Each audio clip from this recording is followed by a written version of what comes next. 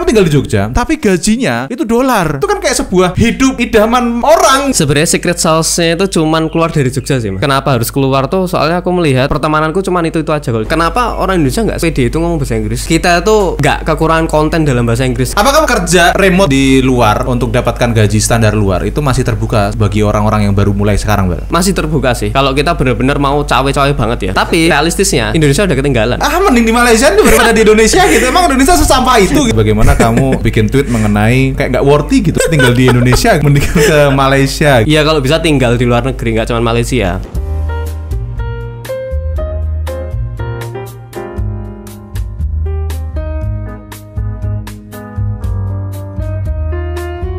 Oke, kembali lagi di The Traps, medianya rakyat Jogja. Sekarang kita ada di segmen Yuk Hidup Yuk, karena nggak banyak, karena nggak semua orang hidup itu benar-benar hidup. Oke, nice. Tepuk tangan dong, Bang. Oke, sekarang Nopan ini masih di jalan gitu. Jadi kayaknya tadi dia ada emergency gitu, Pak. Oh iya, aman. Kalau nggak salah kucingnya melahirkan tadi. Jadi dia harus absen hari ini. Ambil cuti dia kayak tadi pagi ambil cuti dia ya, beliau. Dia ambil cuti tadi pagi. So kita sekarang ngobrol-ngobrol lagi untuk kesekian kalinya sama Iqbal Akaba. Welcome, Bal. Iya, makasih Mas Yudan. Udah berapa kali kayaknya mampir ke Traps ya? Berkali-kali. Udah berkali-kali ya. Iya, maksudnya ini Iqbal nih salah satu sohibku lah gitu loh, guys. Jadi aku udah sering banget ngobrol sama dia. Ini salah satu kalau aku bilang anak muda ajaib gitu. Dia kalau bilang apa tiba-tiba kejadian aja gitu. Itu anak muda ajaib gitu. Amin. Anak muda yang beda mazhab sama aku, cuman aku menghargai mazhab yang dia beda mazhab. Saya mazhab apa lagi? Apa ini Mas? Cara kita bertahan hidup kan berbeda, Wal. Gitu loh. Cara kita bertahan hidup itu berbeda. Kita tuh memiliki mazhab yang berbeda gitu. Tapi pemikiran-pemikiranmu tuh cukup menarik gitu. Nah, jadi gini, Bal. Ada dari kemarin kan kita jadwalin mau ngobrol ya gitu, tapi belum kesampaian baru hari ini akhirnya bisa kesampaian. Sebetulnya aku tuh masih pengen ke-trigger mengenai hal yang sering banget diobrolin di Jogja gitu kan, apalagi di Traps itu sering banget diobrolin bagaimana apa ya kalau aku bilang ya, paradoks tinggal di Jogja sebetulnya. I see. Ya, paradoks tinggal di Jogja. Jadi Jogja ini sebegitu nyamannya sih, Bal. Maksudnya aku sedikit tahu mengenai perjalanan hidupmu, bagaimana kamu tadinya kuliah di Jogja, terus awal karirmu kamu ke Surabaya, itu terus akhirnya balik ke Jogja lagi. Berarti kan nggak bisa dipungkiri bahwasanya Jogja ini punya magnetnya tersendiri dong, Bal. Iya, at some point iya sih, Mas. Emang kan? Ada pro and cons-nya. Cuman kan, nyamannya kan beda. Nyamannya Mas Yudan gimana? Nah, definisi nyaman. Jogja itu maksudnya gini loh. Walaupun ya aku sering juga mengkritik, bukan mengkritik ya, aku sering juga membahas mengenai perubahan Jogja yang dulu dan sekarang, bagaimana dulu itu nyaman banget buat aku gitu, sekarang mungkin lebih macet, lebih crowded, terus alkulturasi budayanya itu udah kemana-mana gitu kan. Tapi buat aku tetap Jogja itu masih menjadi tempat tinggal paling nyaman buat aku. Buat aku ya, aku nggak memaksakan orang lain, tapi buat aku paling nyaman. Kenapa paling nyaman? Karena ya Jogja itu metropolitannya tuh tetap punya etika gitu kan, tetap punya kehangatan gitu kan. Terus Jogja itu punya hiruk pikuk kota sekaligus ketenangan alam. Nah, jadi kayak punya harmonisasi yang enak aja buat aku Jogja itu gitu loh. Nah, paradoksnya adalah Jogja itu kalau banyak orang yang bilang bahwasanya susah nyari duit di Jogja. Gitu loh. Maksudnya untuk kota yang cukup besar dan cukup maju gitu kan. Ya sebenarnya nggak besar-besar juga, tapi cukup maju lah Jogja lah ya, bisa dikatakan cukup maju. Itu tuh UMR-nya rendah untuk kota yang cukup maju. Gitu ya. Cari duit susah di sini. Sebenarnya kalau cari duit gampang, Mas. Cuman cari duit gampang. Mau seberapa banyak?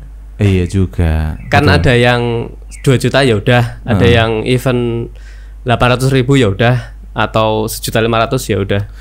Tapi apakah dengan maksudnya gini, Bang? Apakah dengan kita tinggal di Jogja itu kayak kita tuh dipaksa untuk menerima, atau kalau wong Jogja li ngomong ki nrimo ing pandum. Jadi ya wis pira-pira disyukuri ngono lho. Tapi kan ya mesti nggak bisa gitu juga tuh Bal. Oke lah katakanlah ya cukup sih. Kalau misalkan gaji 1 juta 2 juta tuh ya cukup. Kalau dicukup-cukupin cukup aja gitu kan. Cuman kan kadang-kadang pengen beli iPhone baru, pengen beli PS5, pengen beli mobil, pengen beli rumah gitu kan Bal. Itu kan nggak cukup gitu loh. Nah iya sih. Sebenarnya ada perspektif menarik. Soalnya aku juga punya beberapa temen yang spektrumnya tuh satu sama lain tuh sangat-sangat beda banget itu loh Mas. Gimana itu? Jadi ada spektrum yang sebenarnya dua-duanya sama-sama remote worker. Jadi kerja di luar negeri, terus gajinya juga USD juga dolar.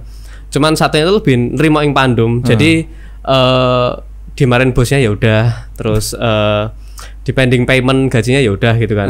Cuman terus di sisi lainnya tuh ada temenku yang dia itu even gajinya let's say 2000 USD which is sudah sangat-sangat banyak, itu tuh masih mencari freelance lain gitu loh.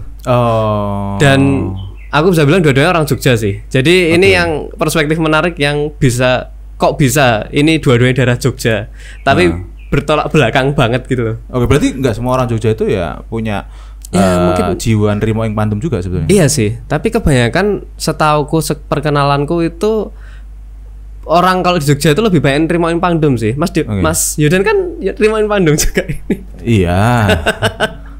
Iya tapi ya enggak juga. Maksudnya gini loh. Majority.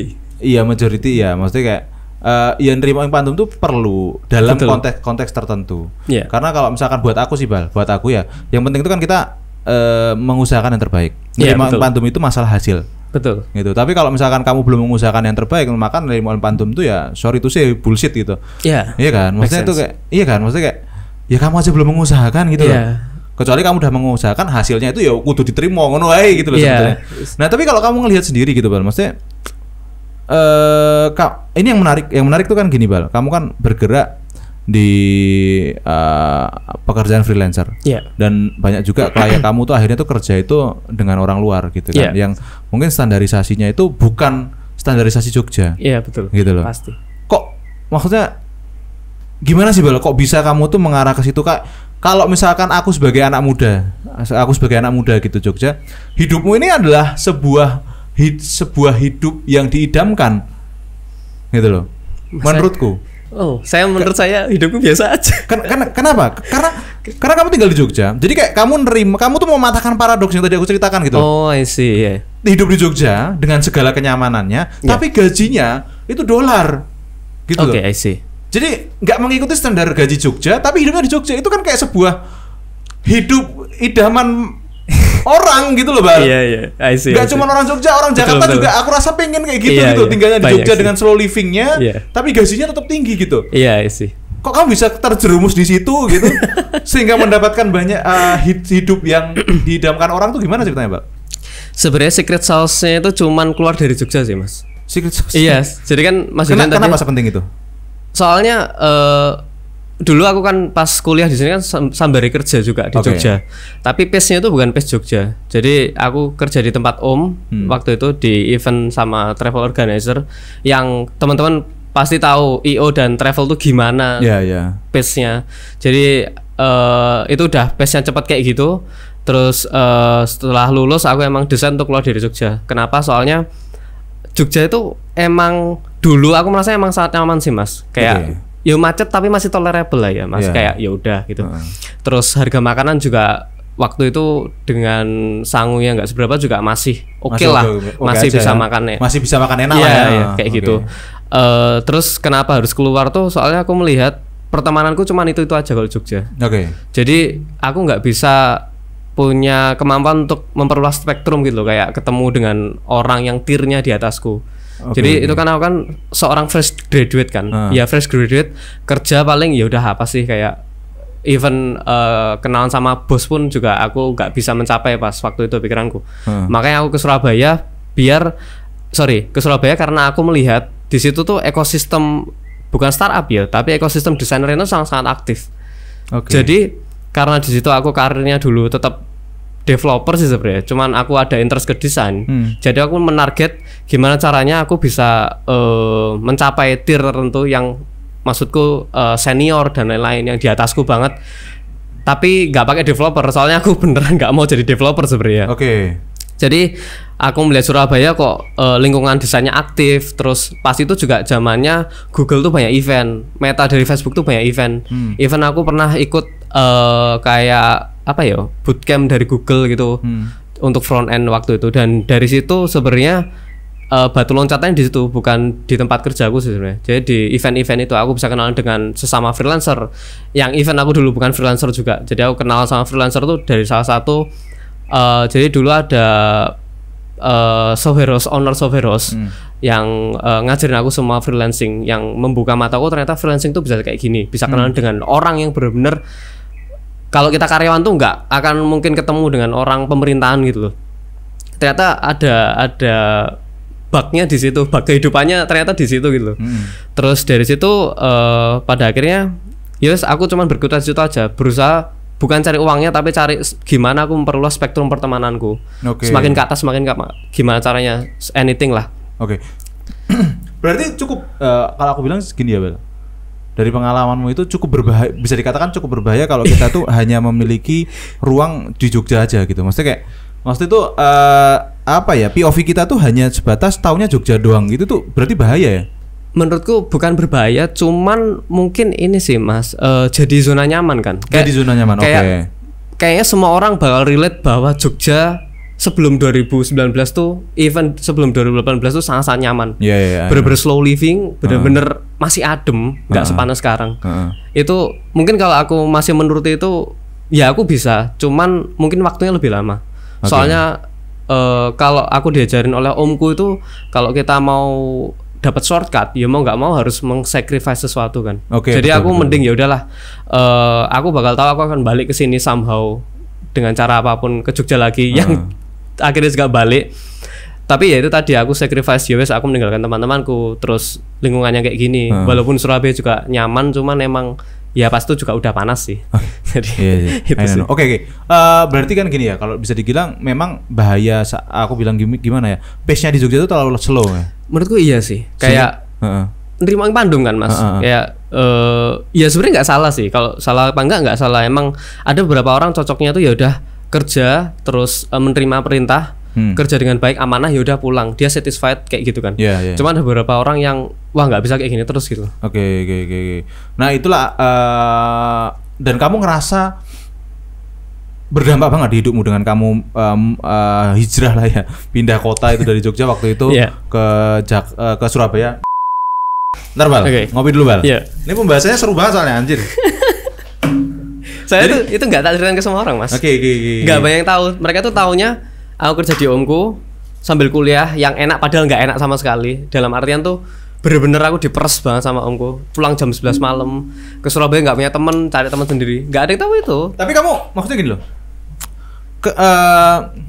kamu rasakan efeknya kamu diperes sama ommu tuh sekarang kan sebetulnya?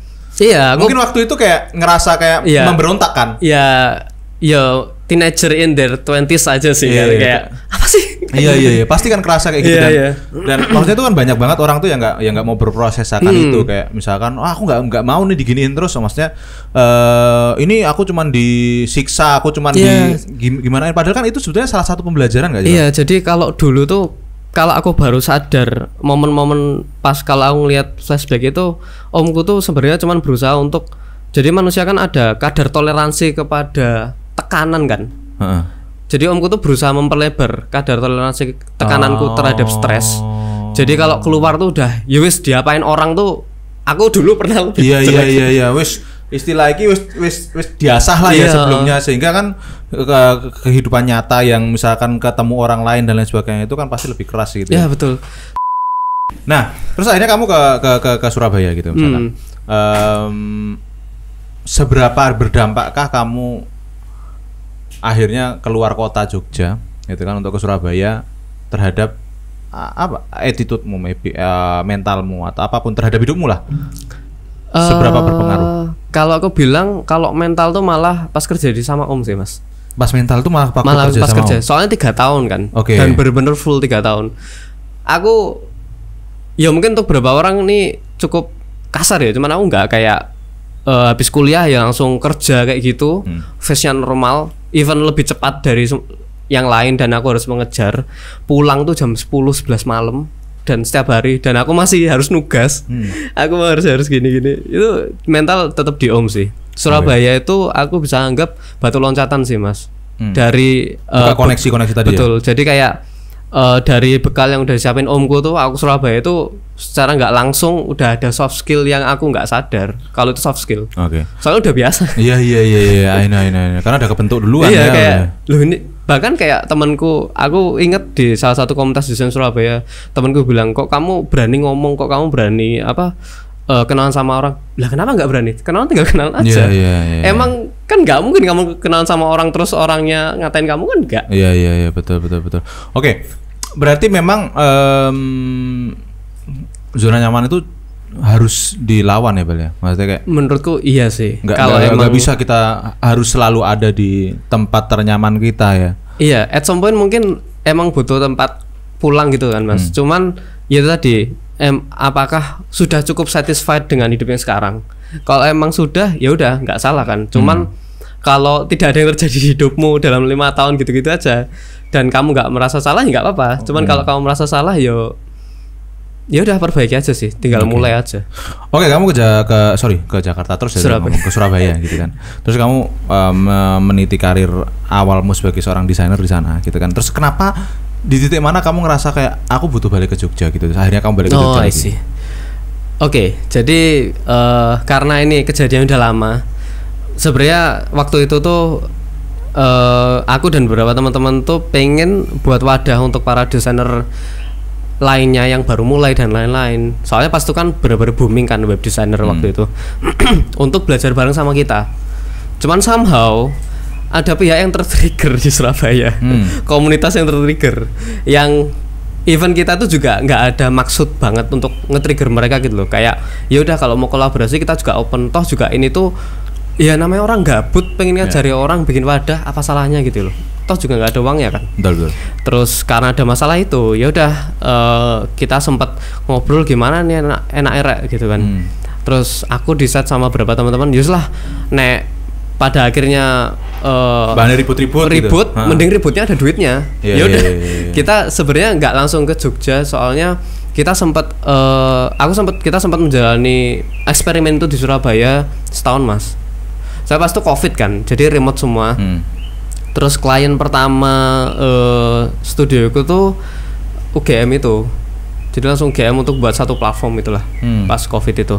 Terus juga sebenarnya faktor yang lain tuh banyak mentorku juga di Jogja waktu itu. Jadi pas aku kerja di Omku, yang Omku juga sebenarnya mentorku juga. Aku kenal beberapa mas-mas yang sampai sekarang juga tak jadiin mentorku. Nah kebetulan yang bisa ngajarin itu di Jogja semua. Yaudah aku nyari, yaudah kalau kita mau belajar, fokusnya belajar, yaudah kita ke Jogja. Aku udah spill, ini nggak ada uangnya, cuman minimal kita belajar lah. Jadi kita kesini nyambangi mas-masku itu, yaudah ngobrol apa yang bisa kita perbaiki, apa yang bisa kita bawa ke studio dan lain-lain sih. Jadi sebenarnya magnetnya tuh juga orang-orangnya lagi sih. Kalau aku bisa bilang Jogja itu kalau kamu menemukan lingkungan yang tepat bakal balik karena orang-orangnya. Se-chaos apapun Jogja, mungkin kalau aku udah pindah ke Malaysia atau even ke Australia atau ke ini menarik nih, nanti kita bahas terakhir nih. Aku akan tetap pulang ke Jogja Mas. Iqbal baru rame masalah pindah ke Malaysia soalnya. Aku akan tetap nyambain ke Jogja seminggu sebulan untuk nyambangi teman-temanku. Soalnya nggak ada yang nggak aku temukan even Surabaya itu orang-orangnya. Apakah Jogja sesuportif itu untuk teman-teman pelaku industri kreatif sampai kamu mau ke Jogja lagi gitu? Bahkan nggak, industri kreatif itu sportif ke aku. Gitu? Aku merasakannya kayak gitu. Mas Yudas kan tidak industri kreatif Mas tuh. Aku industri kreatif. Cah kreatif banget tau. Gak kayak ada beberapa emang ada ketemu. Ya aku menurutku iya kok. Aku sampai sekarang pun bikin komunitas gitu, ketemu orang di luar circle yang nggak kreatif pun tetap kayak, walaupun mereka tidak suportif banget ya, tapi setidaknya tuh mereka mendengarkan gitu. Oke lah, aku setuju mungkin ya, dalam konteks tertentu Jogja ini sangat suportif, maksudnya saling mendukung, saling tolong menolong, gotong royong, gitu. Cuman kan akhirnya untuk kita pelaku industri kreatif nih Bal, kan jadi susah untuk nyari klien Jogja. Nah makanya maksudnya kan, dan mereka kayak apa namanya, ya mereka nggak bakal bayar kita tinggi balik lagi kan ke paradoks awal tadi yang aku ceritain tadi, bagaimana Jogja oke nyaman lah, oke ekosistemnya bagus, tapi cari duitnya susah Bal. Cari duitnya di luar Jogja. Cari duitnya di luar Jogja. Iya. Mau nggak mau sih itu Mas. Kayak gitu ya. Iya. Jadi kalau aku balik lagi ke diriku as freelancer atau diriku as a founder studio, emang visiku pribadi dan teman-teman bisnis tuh memberikan impact kan ke teman-teman lainnya. Jadi aku sebagai freelancer juga aku hire freelancer lainnya di Jogja untuk ya minimal ngasih mereka uang jajan lah, sama ngasih mereka ilmu juga dikit-dikit kan. Jadi gimana caranya tadi kamu bilang tinggal di Jogja nih, dapetin benefit ekosistem Jogja, tapi cari duitnya di luar. Gimana caranya? Nggak semua orang bisa gitu Bal. Caranya tetap keluar dari zona nyaman lagi sih Mas. How? Mungkin kalau aku boleh cerita lagi, dulu aku Surabaya, aku sempat ditawarin sama manajerku, pilihannya cuma 2, aku jadi customer service atau aku resign itu waktu itu kalau nggak salah inget ya. Ya aku sebagai aku punya skill ini kenapa jadi customer service? Ya aku milih resign lah. Terus aku resign, waktu itu langsung aku buka Facebook, aku scrolling, sampai sekarang masih ada grupnya, nama grupnya Kami Kerja Remote di Facebook. Aku cuma scrolling beberapa, ada lowongan dari perusahaan Malaysia waktu itu. Setara Malaysia lagi cari UI UX designer. Aku apply aja udah di email, kayak yaudah aku apply yang aku lihat selesai. Terus aku lupain, ternyata diterima. Aku juga loh kok diterima? Ya udahlah. Berarti pertama kali kamu kerja di luar itu, secara remote itu pertama kali cuma gara-gara buka grup Facebook. Iya, cuma buka Facebook. Setelah sakit hati gara-gara digituin, yo siapa yang nggak sakit hati, kita punya skill, kita aware dengan skill kita, nggak di appreciate, yo emosi lah. Terus yaudah, aku buka Facebook, aku apply. Nah kadang tuh gini loh Mas, ya ini nggak salah dan benar ya, cuman karena aku kan orangnya spontan kan. Jadi ya wes aku tipenya kalau ada masalah yaudah apa yang aku bisa solve dengan cepat, whatever the result gitu loh. Ya taktis. Ya, langsung cepat gitu kan. Jadi aku buka Facebook, aku apply, keterima apa enggak terserah. Yes, nerima yang pandum, baru aku nerima yang pandum. Mungkin di situ ya. At least lu udah berusaha kan gitu. Iya, yang penting udah berusaha. Ternyata diterima, yaudah aku langsung resign waktu itu. Yaudah aku langsung dapat 3 kali lipat dari gaji Surabaya. Yang aku umur berapa itu 21 tahun, uangnya sangat banyak. Jadi kayak, pertama kali kamu apply di luar langsung gajinya 3 kali lipat gitu. Padahal itu gaji standar Malaysia loh. Itu biasa aja buat Malaysia. Itu kayak bahkan manajer kayak, kok kamu seneng banget? Aku tuh nggak dapat gaji kayak gitu loh di Indonesia. Kalau orang Malaysia kalau Allah ini masih kecil gitu ya. Kayak gitu ya. Oh gitu. Even adikku yang umurnya mungkin baru 20 tahun udah ngerasain gaji segitu sekarang. Dan dia di Sragen malahan Mas, di sebuah kota kecil yang pecel lu 5.000 masih bisa makan. Dia tinggalnya di sana. Remote sama orang Malaysia. Terus kadang ke sana juga di sponsorship, dibiayain semuanya bla bla. Itu tuh posisinya karyawan biasa Mas. Apakah sorry kalau tutup poin aja. Apakah kerja remote di luar untuk dapatkan gaji standar luar itu masih terbuka bagi orang-orang yang baru mulai sekarang, Bal? Aku mau bilang realistis atau jawaban ini? Iya, terserah kamu, itu yang kamu amini aja, yang kamu imani. Aku bisa bilang kalau jawaban generalnya masih terbuka sih. Kalau kita benar-benar mau cawe-cawe banget ya. Soalnya biasanya ada tapinya ya kan, tapi realistisnya Indonesia udah ketinggalan. Apanya yang ketinggalan? Kayak kemarin aku ketemu orang, kita aja kalah sama orang India, Filipina, Vietnam. Dari sisi skill atau apa? Even soft skill bahasa Inggris tuh nggak pede gitu. Kenapa nggak pede? Kayak aku 5 tahun kerja sama Bul itu nggak pernah dibilangin bahasa Inggrismu jelek. Yang ada itu misalnya aku ngomong apa dalam konteks profesional dan itu ya konteksnya sama orang eksternal perusahaan, dibenernya tuh di PM, tapi nggak dimarahin kayak, oh aku tahu kamu berusaha maksudmu ngomong A, tapi nanti kalau ngomong sama PIC ini coba ngomongnya C, kan enak tuh. Belajar digaji loh. Iya mungkin gara-gara kamu ngomong fucking shit man. Enggak gitu, tapi itu nggak boleh, itu dipecat langsung. Tapi berarti kan yang penting pede aja gitu ya. Iya kayak even orang kemarin orangnya itu ngomong ke aku juga, beliau juga bilang kenapa orang Indonesia nggak sepede itu ngomong bahasa Inggris. Kayak kita tuh nggak kekurangan konten dalam bahasa Inggris gitu loh Mas. Kayak tinggal direplicate toh. Iya betul. Even main Duolingo 5 menit sehari itu juga membantu loh. Iya, makanya main Duolingo bro. Kayak yang aku masih kadang, tapi orang beda-beda ya. Tapi yang masih sampai sekarang masih kutemuin kenapa nggak pede itu kayak udah nggak relevan kamu nggak pede dalam ngomong bahasa Inggris. Oke, berarti salah satu kuncinya memang harus pede ya? Pede dan ya berani ngambil tantangan sih. Belajar terus juga ya? Iya. Ya, kamu belajar terus sampai ke Surabaya ikutin berapa event itu kan sebuah belajar ya, cara belajar ya. Oke, tadi kita ngomongin beberapa spill tentang Malaysia. Salah satu pekerjaanmu di luar remote tadi juga dari Malaysia gitu. Nah, pertanyaanku Bal. Jadi Iqbal ini kan apa sih istilahnya? Kalau di Twitter itu apa namanya? Seleb tweet ya kan. Nah, Iqbal ini seleb tweet gitu guys ceritanya. Itu setiap bulan itu pameran sama aku gitu. Mas aku viewerku udah sekian juta. Mas Yodan kan mentor sosial media gitu, kan. Mana ada. Kan berusaha mengaplikasikan ilmunya Mas Yodan loh aku. Ini ngetek lagi gitu kan. Ini lu mau laporan apa mau sombong gitu kan. Nah, salah satu yang terakhir rame gitu kan itu adalah bagaimana kamu bikin tweet mengenai apa ya kalau aku bilang kayak nggak worthy gitu tinggal di Indonesia gitu, mending ke Malaysia gitu. Itu boleh diceritain nggak Bal? Kenapa kamu nge-tweet kayak gitu Bal? Itu tuh ya jujurnya tuh cuman tweet sebelum tidur gabut kayak aku kan kadang sebelum tidur kan berusaha mengosongkan pikiran kan. Emang aku ada niat untuk ya kalau bisa tinggal di luar negeri, nggak cuma Malaysia.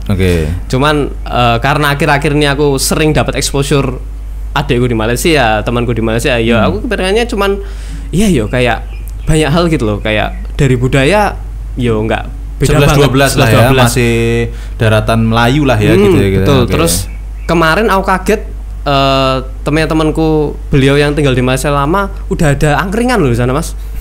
Kurang apa lagi loh? Gokil. Itu di Kuala Lumpur loh. Tapi di sana sego apa ya? Nggak mungkin ya? Nasi teri gitu iya nggak ya? Tapi nasi paus kayaknya sana. Tapi udah ada angkringan tuh kayak serius sudah ini itu kayak. Terus dari sisi apa ya? Apa yang membuat kamu kepikiran kayak mending tinggal di Malaysia gitu? Maksudnya apa yang membuat kamu kepikiran? Bensin. Tidak ada sakit hati, cuman kayak ya setiap negara kan punya pro and cons kan. Cuman aku kan menimbang-nimbang apa yang bisa aku toleransi di sini, apa yang aku bisa toleransi di sana. Cuman nggak cuman Malaysia sih Mas, aku juga kepikiran beberapa negara. Tapi yang benar-benar alasan mendasar tuh kalau kita di luar negeri ya minimal setahun lah. Itu networking kita tuh bakal benar-benar luas, kayak benar-benar internasional gitu loh. Jadi bedanya kalau aku di Indonesia terus klienku di luar, ya networking kan sama bosku, teman-temanku, workingku itu doang kan. Tapi kalau kita di luar negeri, kita bisa join komunitas, kita bisa benar-benar exposure-nya gede banget. Duitnya lebih banyak lagi kalau kita offline. Tapi kebetulan waktu itu kepergian Malaysia ya udah kan. Aku hanya orang random di Twitter yang nge-tweet gitu doang. Terus banyak yang repost kan, aku kan juga kaget loh. Spesialnya apa kayak ya ini kan cuma pikiranku doang kan, nggak ada spesialnya. Aku kan bener bilang 11-12 karena dari cerita adikku yang di Malaysia pun juga 11-12. Terus kenapa Indonesia nggak bisa semaju itu? Kayak kenapa kita juga punya lingkungan suportif nggak bisa nge-push even lingkungan terdekat kita untuk semaju itu gitu. Itu doang sih, kayak nggak beda tapi kok kayak gini ya. Maksudnya itu apa coba aku diceritain dong. Apa yang membuatmu tuh kayak ya itu tadi mending di Malaysia daripada di Indonesia gitu. Emang Indonesia sesampah itu gitu maksudnya. Enggak sih. Kenapa apa gitu loh. Poinnya itu apa gitu. Kayak mungkin karena planku sekarang kan masih melibatkan pekerjaan. Aku masih mengejar banyak hal yang terkait dengan kerjaan, terkait dengan ada personal goals juga. Ya gini lah, pas aku sempat setahun sekali ke Singapura kan Mas. Setiap kali aku ke Singapura aku dapat teman baru, dapat link baru, dapat klien baru. Itu cuma sekali loh aku ke Singapura. Dan itu kayaknya cuma 3 hari seminggu udah dapat se-impact itu dan bisa ngasih makan bisnisku setahun gitu. Kenapa nggak aku nyoba? Maksudku nggak cuma Malaysia ya. Kenapa nggak aku nyoba di luar yang aku kira-kira budayanya juga nggak neko-neko. Even di Malaysia juga Islamnya juga kental juga, yang which is makanan halal juga gampang ditemui. Gampang toh. Kayak kenapa nggak nyoba di Malaysia terus setahun aja lah. Let's see impact apa yang bisa aku berikan ke studioku dan impact apa dari studioku yang bisa berikan ke lingkunganku. Simple as that. Ya mungkin tuh yang nggak orang lihat ya. Cuman kan ya aku kan berhak nge-tweet random. Terus itu dikutip media Malaysia, dikutip asumsi dan lain-lain. Aku juga kaget. Cuman ya udahlah ya kayak ya aku selalu menganggap aku orang random di internet aja. Cuman ya itu kita 11-12 kenapa nggak bisa semaju Malaysia? Cuma pertanyaan cuma itu sih. Soalnya ya event 10-12 itu masih deket gitu loh. Iya betul 10-12 dekat. Tapi 12-nya 12.000 gitu. Oke. Enggak. Emang senyaman itu Pobal di Malaysia gitu. Maksudnya kenapa kamu kepikiran Malaysia itu memang menurutmu Malaysia bakal lebih nyaman gitu? Mungkin kalau dari sisi nyamannya orang Indonesia aku yakin enggak sih. Tetap even adekku pun bilang tetap enak di Indonesia ya. Oke. Even aku di Singapura pun tetap kayak apa dah nih negara kok kayak gini. Okay. Tapi balik lagi karena goalsku emang bukan nyari kenyamanannya kayak yang diajarin omku. Aku harus nge-sacrifice itu kan untuk cari shortcut. Soalnya kalau aku nggak cari shortcut aku nggak akan sampai ke personal goalsku itu. Jadi mau nggak mau mas. Iya. Tapi menarik. Kamu beneran bakal pindah Malaysia? Iya. Ya pengennya gitu. Kemarin aku sampai tanya sama apa itu namanya temen yang di sana, bro aku tuh kayak gini di musuh orang sini nggak ya? Alah nggak, santai aja. Orang sana kalau ketemu ya udah biasa aja. Tapi sebenarnya ya aku pengen nggak di Malaysia sebenarnya. Cuman kalau paling deket kan yang masih possible untuk di reach kan Malaysia. Kalau juga masih 11-12 ya masih aman. Oke. Itu menarik sih. Jadi Iqbal beranggapan bahwasannya Indonesia ini sampah guys. Nggak gitu. Oh nggak gitu. Enak loh masih Indonesia. Oh enak Indonesia ya. Ya cuman lebih enak Malaysia. Kalau buat bisnis mas. Buat bisnis. Soalnya kan konteksnya kan profesional kan mas itu kan. Cuman ya buat hidup mungkin ya aku sempat sebelum kepikiran nge-tweet itu aku sempat tanya ke beberapa teman-temanku yang lagi di luar negeri.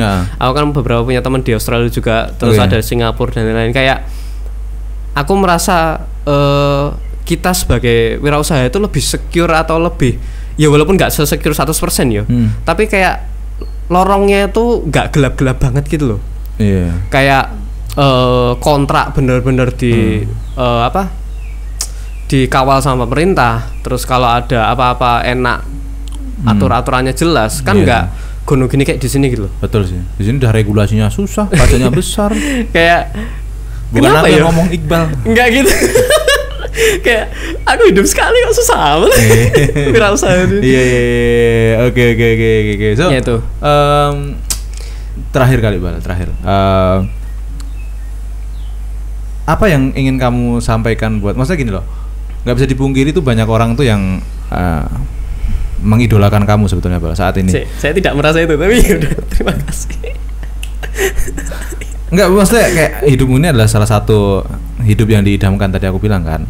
Hidupmu adalah salah satu hidup yang diidamkan. Tinggal di Jogja dengan slow livingnya, gaji luar gitu kan. Nah, akhirnya kan banyak orang yang kayak pengen mengidolakan kamu gitu loh, mengidolakan kamu. Nah, apa yang ingin kamu sampaikan ke mereka gitu?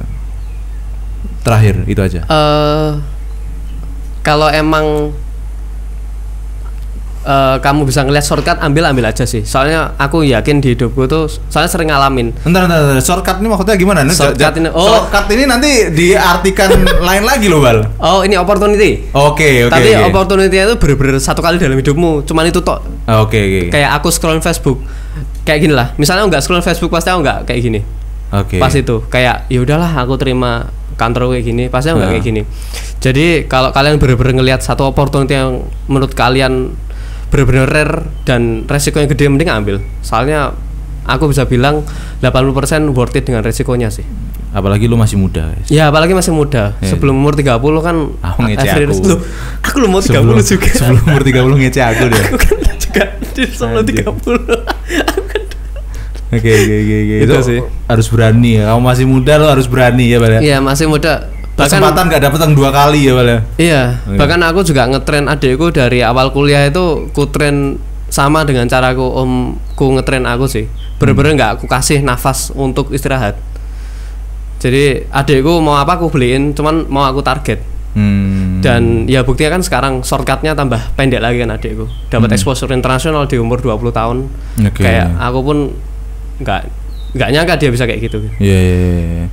Oke, thank you, Bal. Udah mampir, udah ngobrol-ngobrol gitu kan. Udah cerita mengenai hidupnya yang tinggal di Jogja sekarang, tapi dengan gaji luar. Nah, tapi dia masih belum puas guys, masih mau pindah lagi dari Jogja kayaknya. Tapi nggak tahu ya, apapun itu semoga yang terbaik, Bal. Semoga bisa berdampak baik buat dirimu, dengan keluarga dan buat orang banyak. Amin. Thank you, Bal. Thank you, Mas Yudan. Thank you. Oke, guys, jangan lupa like, subscribe, and comment, and see you in the next video. Bye.